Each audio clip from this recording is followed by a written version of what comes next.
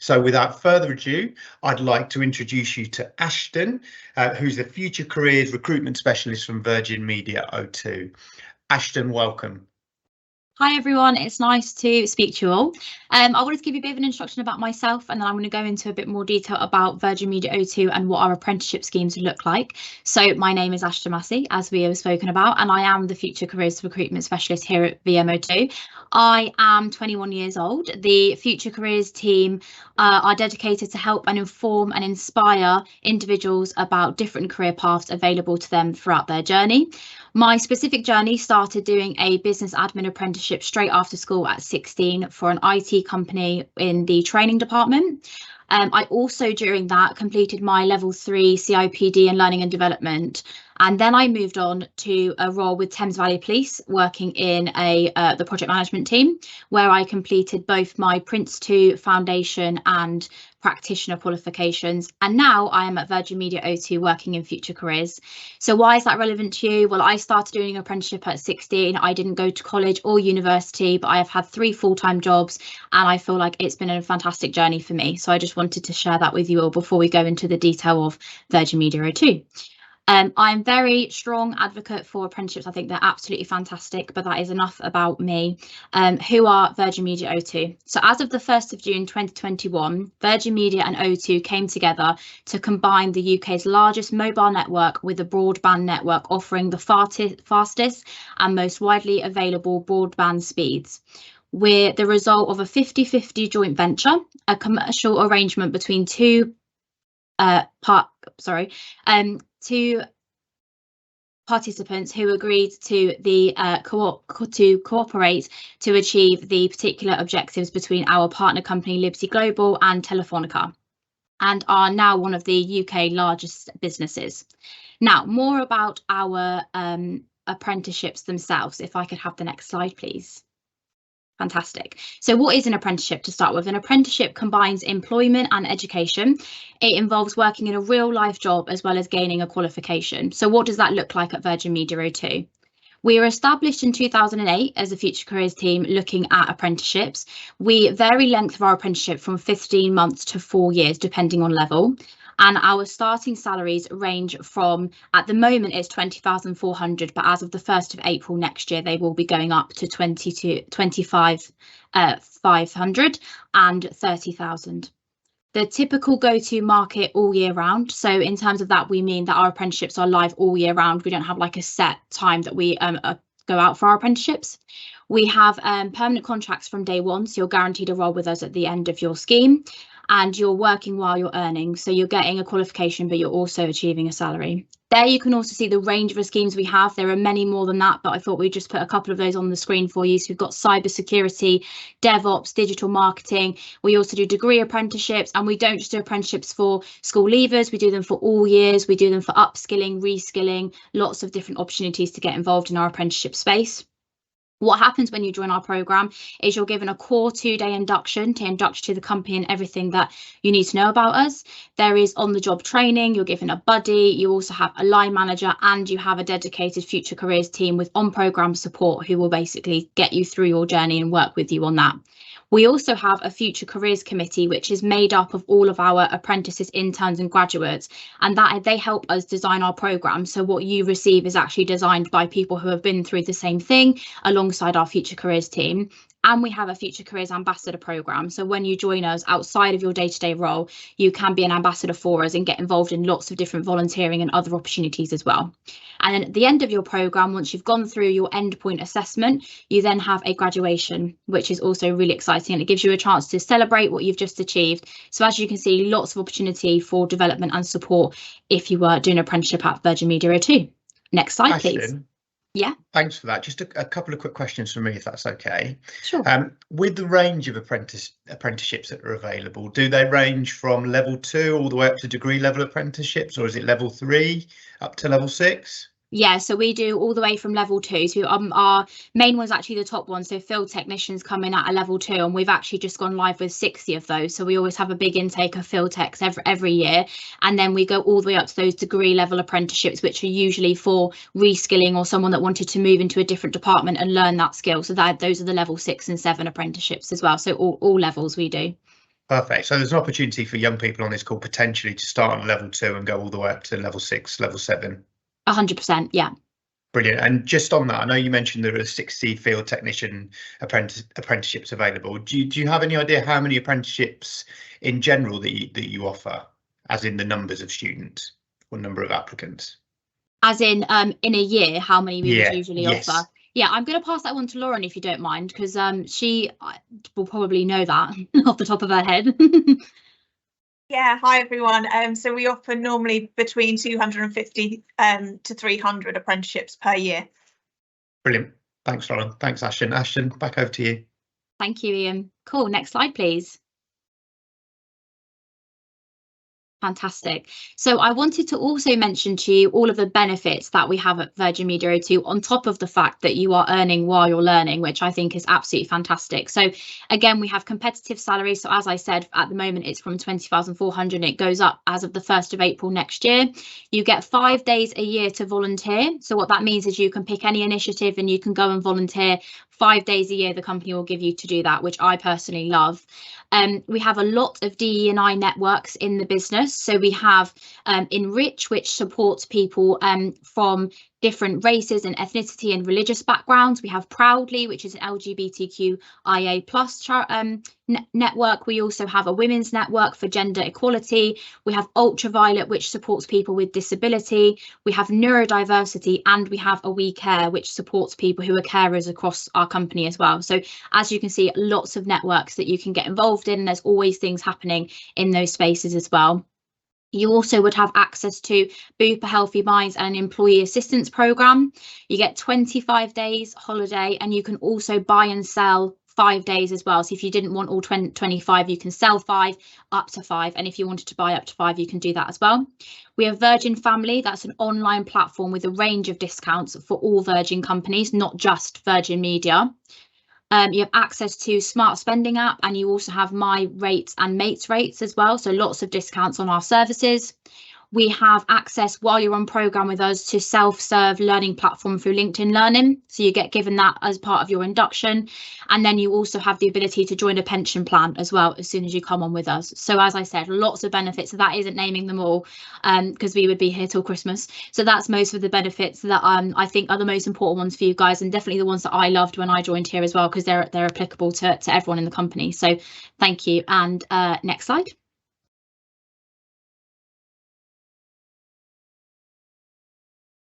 So we're going to be moving on to talking to about the recruitment process. The first thing I would say is when you apply to work for Virgin Media O2, all we really want is for you to be yourself and be authentic. So we don't apply through CVs. We don't ask for cover letters. We hire on potential. It's all about what you've planned to bring to the company in the future, not necessarily about what you've done in the past. So we really encourage that from no matter what background you come from to still go through that process. You receive personalised feedback at every stage of our process as well. So even if you aren't successful, you get to take something tangible away, something to actually take and learn from that and be able to apply that to your next role. And if you have questions throughout the process, we have web chats, we have phone number that you can call, and we also have email addresses as well. So plenty of contact for you if you were ever stuck or concerned at any point of the journey. But in terms of the process itself, you would first complete an application process on our website. You would then be going through to an online assessment, which literally takes 3 to 5 minutes. It's very quick, but it tells us a lot, which is really good. If you were successful in that, you would then go through to a telephone interview, which would be with someone from our team. And then if you were successful with that, you then get given a coaching call and a tech check call, that's a tongue twister, before your assessment centre, which you would come to, and there would be a group activity, there might be an interview, there might be a case study, like we kind of change it depending on whatever the role is, but that is basically your opportunity to really show off your personality and just be yourself. So it sounds like a lot, but really the process goes so fast. You get that personalised feedback throughout the whole thing. And I think every stage of it, you really get that opportunity to show your authentic self and exactly what we're looking for in terms of the people that we want to join the company. And on to my next slide. Thank you. So just to wrap up this session, there are a couple of calls to action, and what I mean by that is a couple of things that you can take away and actually do right now, like you know, because you all are all still in school, but you can take these and do these right now. So we have a tool called Match Me. That is a specific tool on our website to allow you to match yourself with our apprenticeship. So you can go through and you only answer 4 questions, and it basically tells you all the apprenticeships that we offer that would be best suited to you. And then what you can do is take that a step further. And if you resonate or really like any of those apprenticeships that come up, you could then register your interest. So even if you weren't looking to do an apprenticeship until next year, for example, you've registered that interest. So whatever point that role comes live, you're then notified to say that that role is live and that you can apply for it. So it's a really fantastic tool if you're not really sure what you want to do. And then the other thing that you can do is we have lots of social media channels. So if you are on social media and you wanted to follow us, see what we're up to, and also all of our job adverts and things go out on our social media as well. So if you're ever looking to join us, or you're just kind of a bit more interested around what we do lots of posts around future careers, but also the wider business on all of those channels. So feel free to get in touch with us. But thank you so much for listening, and I will hand back to Ian to introduce you all to the panel. Thanks so much. Ashton, thank you. That was fantastic. Thank you so much for your time, and hopefully, guys, that gave you a lot of really good information about Virgin Media O2, the fantastic company that it is, and the range of apprenticeships and the apprenticeship journey that is available to you. So now we have just over half an hour to spend lots of time talking to and learning from our panel about their range of stories. So I'm going to introduce our panel now. So firstly, I'm going to introduce Lauren West, who is a Future Careers Senior Programme Manager. Then James Harwood, who is a Senior Security Project Manager. And last but by no means least, Matt Shaw, who is the Head of Field Operations for the south of England. So first and foremost, Lauren, I'm going to come to you first. Can you give me a brief overview of your apprenticeship journey, including the field you chose and the role you were doing during your apprenticeship? Sure, absolutely. Good afternoon, everybody. So I actually haven't finished my apprenticeship yet. I'm 13 months in to it. I started last October, and I chose a non-technical level 5 HR, so human resources consultant apprenticeship. So basically, this means that I sit in a team within the business that looks after the people. So this could be making sure that the rules are fair. It could be making sure people are paid correctly, or looking at the other perks that we offer. But the actual team I work in within HR is the Future Careers team, along with Ashton, which focuses on encouraging people to join Virgin Media O2, like yourselves, to either join our intern, apprentice or graduate scheme and help them get their first job. So I'm currently doing a level 5 apprenticeship, which is the equivalent to a second year degree qualification. Brilliant. Lauren, thank you so much for that intro. Okay, so next question across to James. So James, a brief overview of your apprenticeship journey and including the field you chose. Yeah, sure. Hi everyone. So I actually a little bit greedy. I've ended up doing 2 apprenticeships with Virgin Media. 14 years ago, I actually joined the company on a level 2 apprenticeship, similar to what Ashton mentioned, our field technician scheme. So my first apprenticeship was ultimately working on fixing, installing, maintaining people's broadband TV services. I graduated from that, went into the role kind of full time, and then decided to do another. So then went on to do a level 3 network engineer apprenticeship, which then enabled me to change my skills slightly and start to support our kind of national network and core services. So yeah, a little bit greedy, but I ended up doing 2 with Virgin. Lovely, thanks James. And Matt, over to you. Thanks, Ian, and hello everyone. As the older member of the panel today, I think probably best if I just set the scene. I joined an apprenticeship in 1988 when Margaret Thatcher was Prime Minister, and the world was a little bit different. But many of the foundation, most of the foundation blocks are exactly the same in terms of learning. I chose telecommunications apprenticeship. It was equivalent of a level 4. I specialised in field engineering.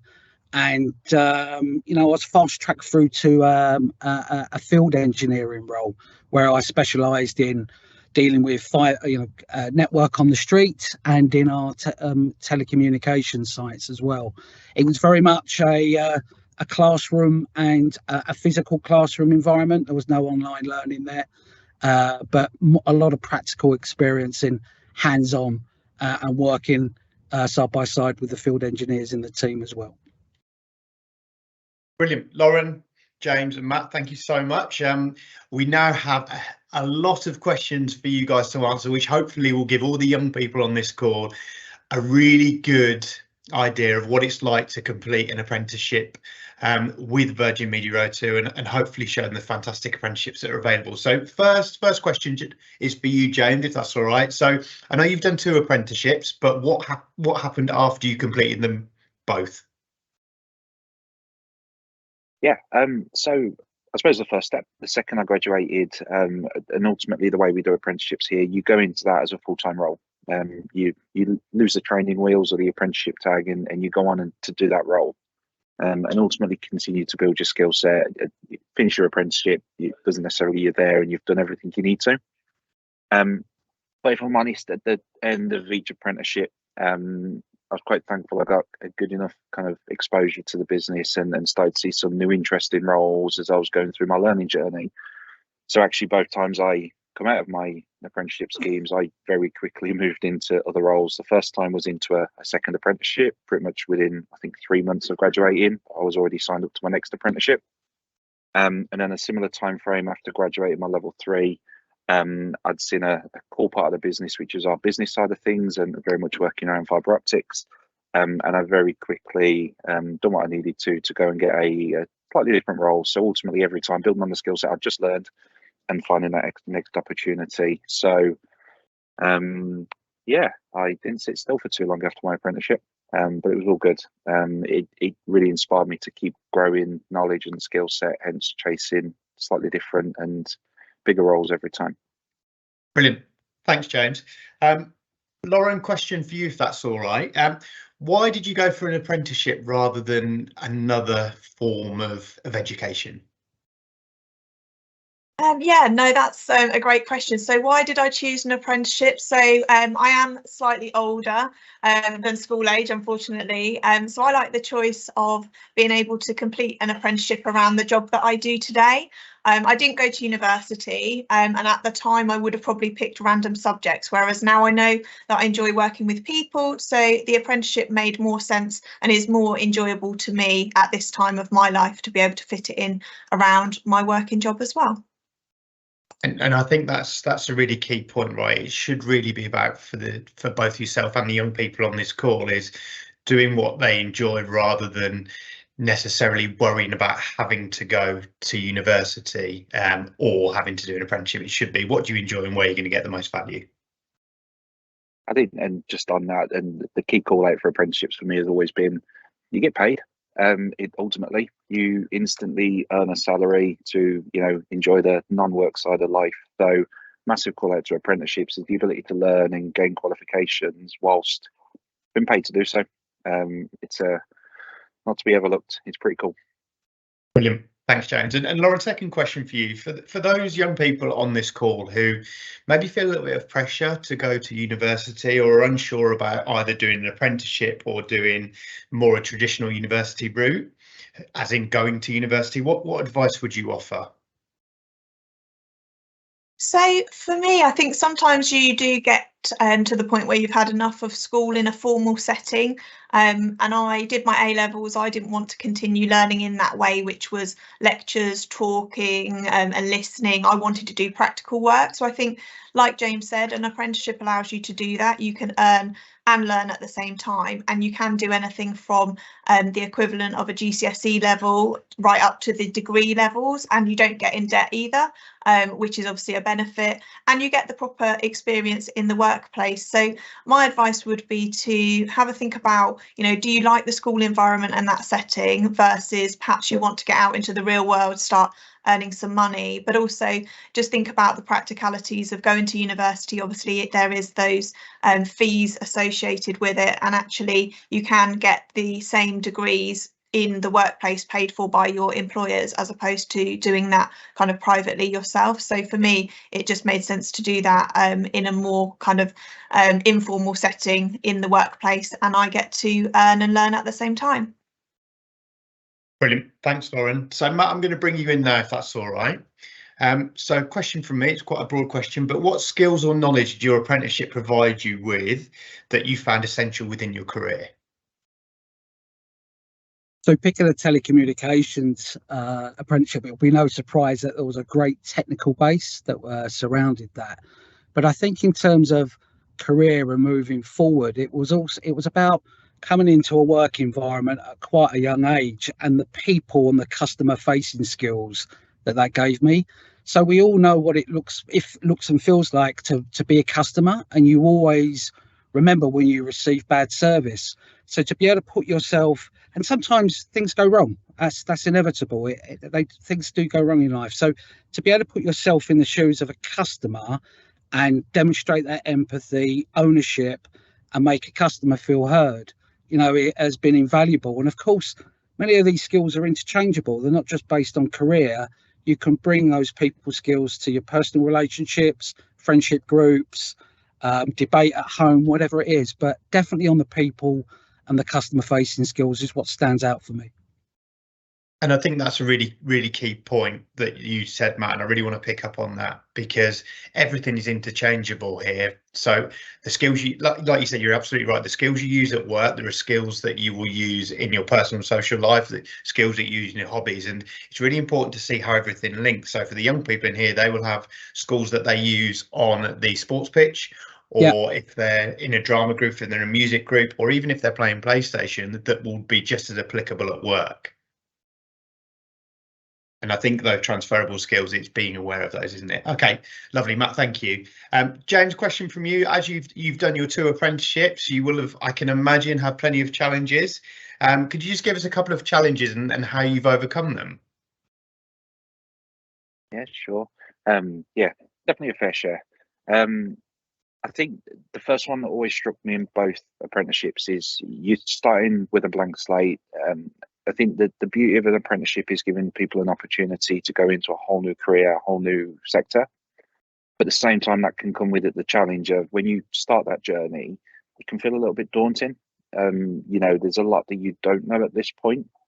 So I think just the kind of key call out is, and once again with the value of apprenticeships, is the structure that's put around that kind of learning journey, and take the pressure off. You're not expected to know everything on day 1 or day 2 or day 3.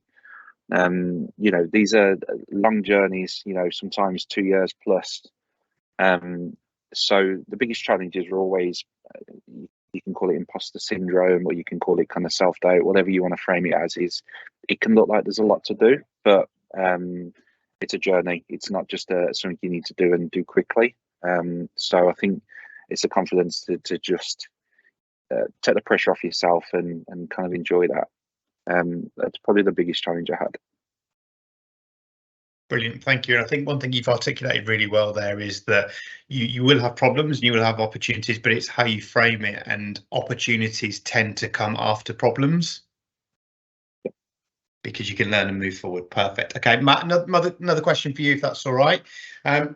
Can you describe a memorable or a significant moment from your apprenticeship that's had a really lasting impact on you or your career?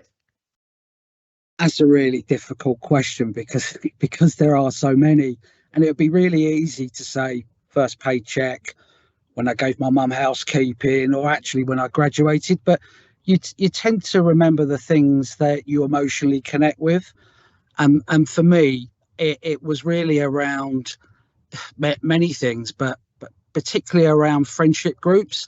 So some of the friends that I met in my apprenticeship back in 1988, I'm still in contact today with, and they're some of my best friends. So we've kind of grown together. We've had the same experiences, and we've been to one another's weddings. I've at a stage now where we went to a 50th birthday party the other day.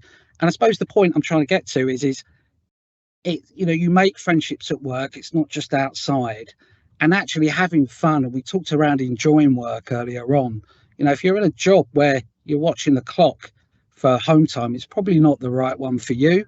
Whereas if you enjoy it and your friendship groups bring that, then yeah, it's made me realise that, you know, work needs to be fun and enjoyed. It doesn't just have to be a task. Brilliant, 100%. I think that is really key, and Ashton touched upon it earlier when talking through the apprenticeship, the amount of benefits available, but also adding on that, you developing your social network, making friends for life from work is super important. It's having that variance at work that allows you to do that, because the more you enjoy what you do, the more value you're going to add, because you touched on customer service, the more value you're going to add to your customers, right? Definitely, yeah.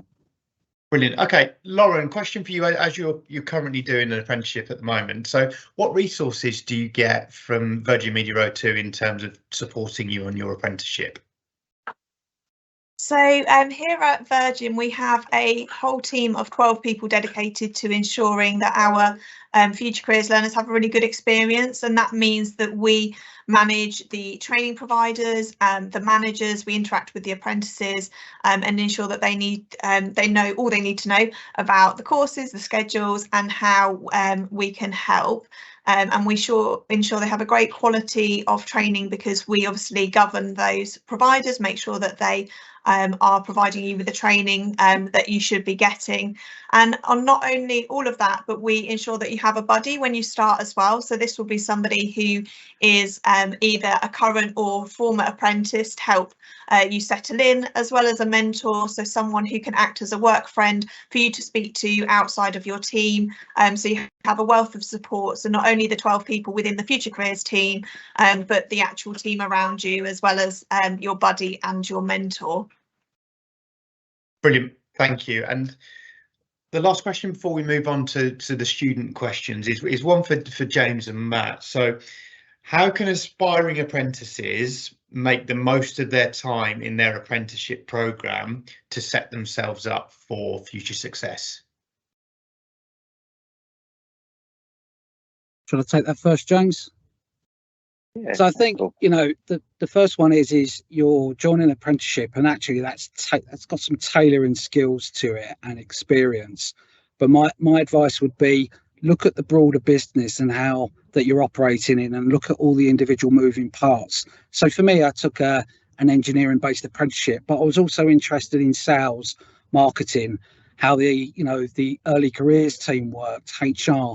And I think once you get an understanding of how businesses are constructed, that helps you, and it helps you with your conversations, because you find common ground that bit quicker.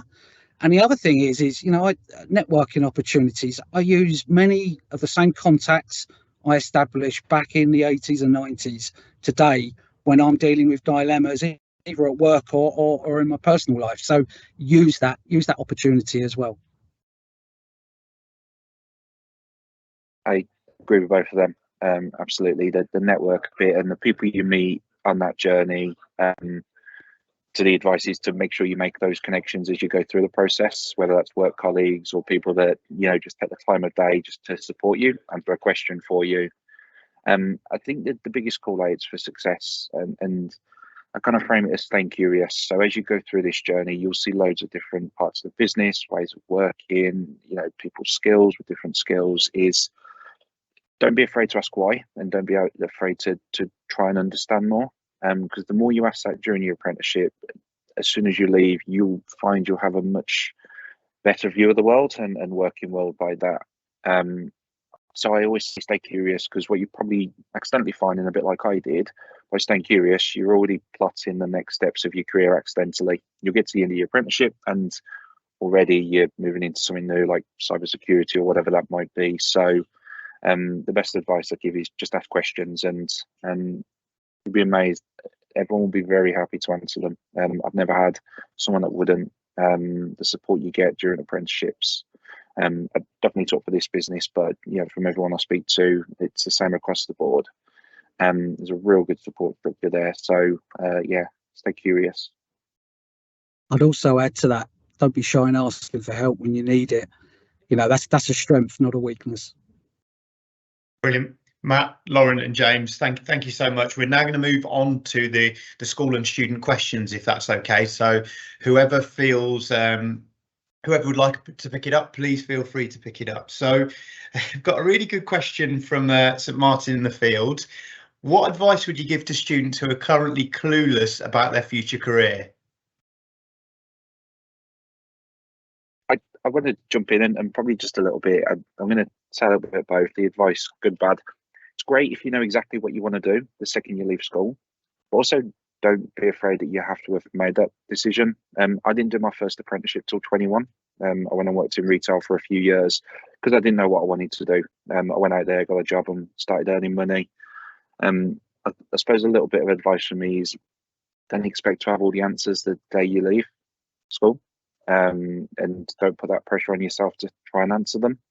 And at the same time, pick something you love. I used to game a lot. I used to play with computers, and I ended up working for UK's fastest broadband provider at the time. So part of mine come from the hobbies I enjoyed.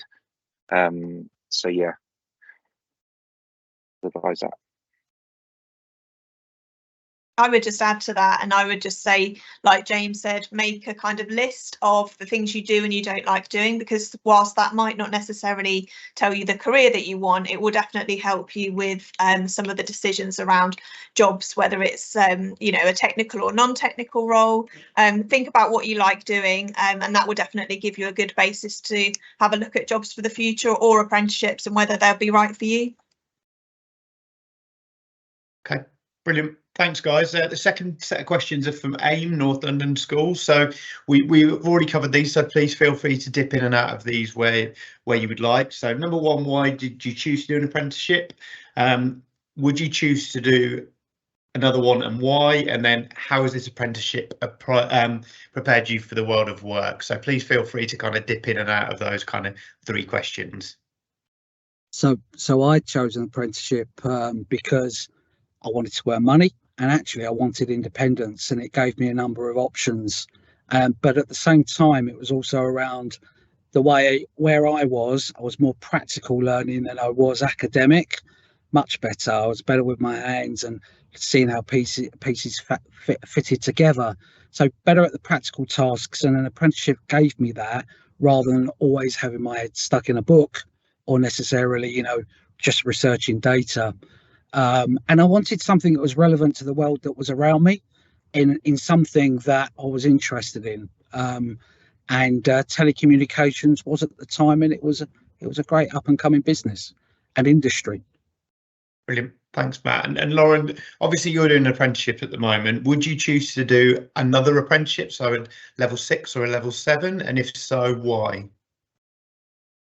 I think for me, yes, absolutely. I think the only thing to bear in mind is I think the higher you get in terms of your seniority at work, so the more responsibility you have, it's probably harder to balance that with the roles that you need to undertake for the apprenticeship in terms of coursework, attending webinars and things like that. So I definitely think, actually, I wish I'd have done it earlier in my career, and I definitely wish I had pursued a degree through work instead, because I kind of thought at the time my options were just either to go to work or to go to uni, and there wasn't really that option in between. So I think definitely would do another one, but I think when you're younger, you can you have that kind of time in your career to allow to do that apprenticeship and to have that training and to have that kind of time to do your academic piece. So it just gets a little bit harder the older you get, because I've got a team under me, so I have to manage them, I have to do my day job, so it just gets a little bit kind of trickier, but it's all down to self-management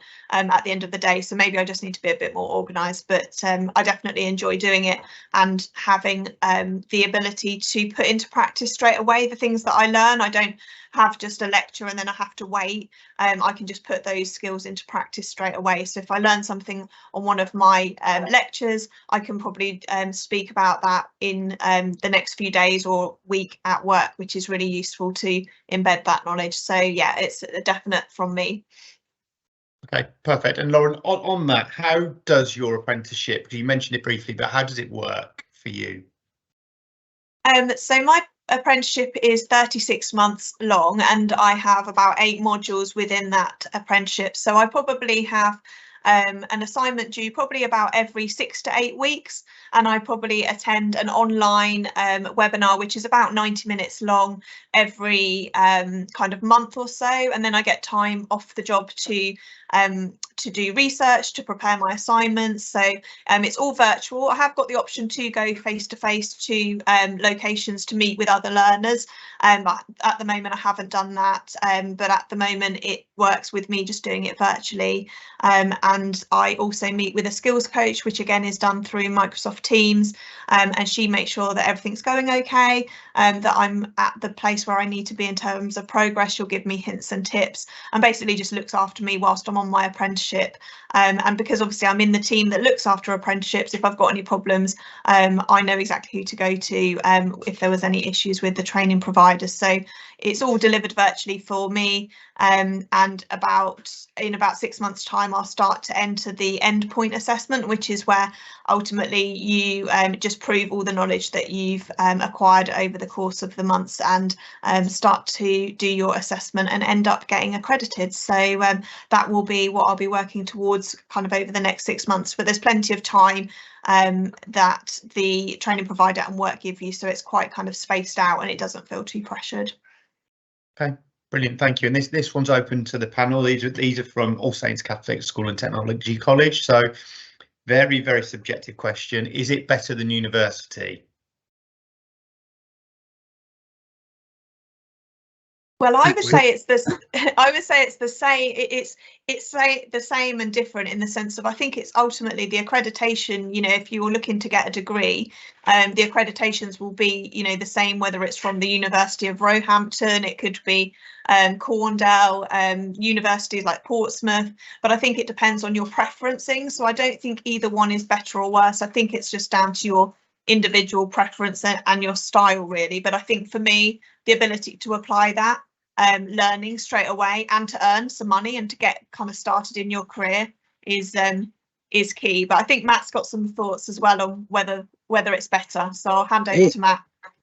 It's probably because this is a question that I've and a debate I've had many times with some of my friends, and you know, I definitely think not. And when I've had the conversation with people that have gone to university or had a longer college period of study, we've all reached the conclusion of it. There's a personal choice here, but depending on who you are, we concluded actually it's probably not. I would say I had more options earlier on as a result of being able to earn and learn. You know, I know it probably sounds a bit cheesy, but that is a saying.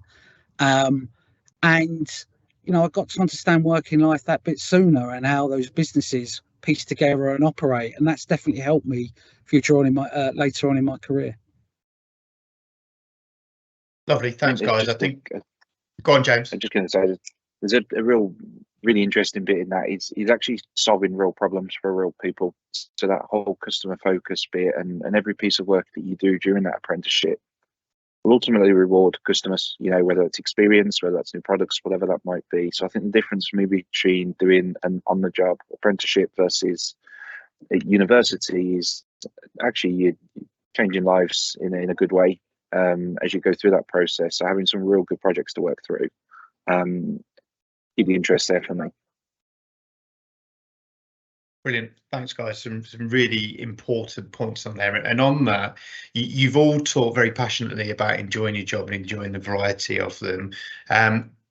So for me, do you have a healthy work-life balance, and if yes, what does that look like?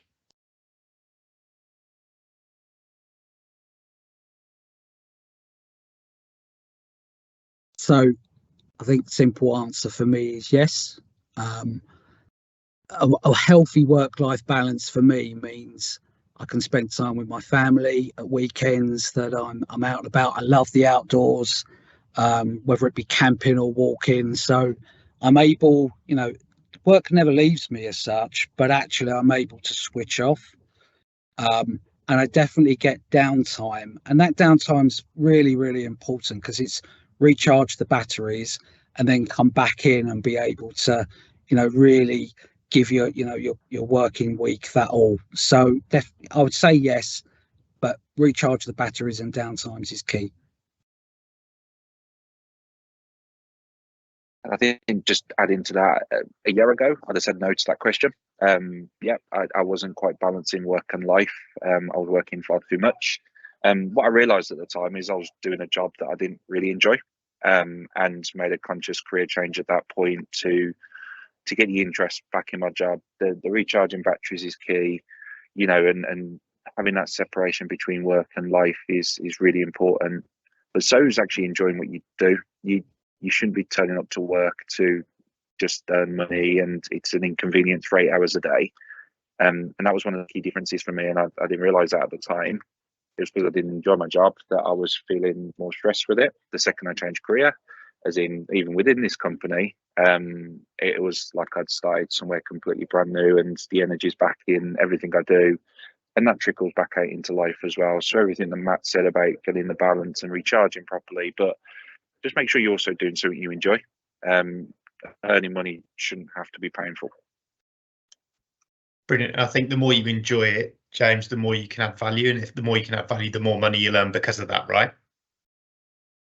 Okay, so question here, I think it's a really good question.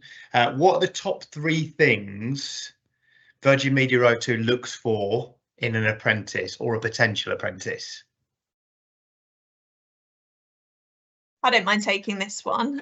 So I think for me, like Ashton alluded to, we don't take CVs. We don't expect people to submit a CV, but we do have assessment centres which will kind of test, if you like, a number of different traits. And these are things that can be how curious you are about technology.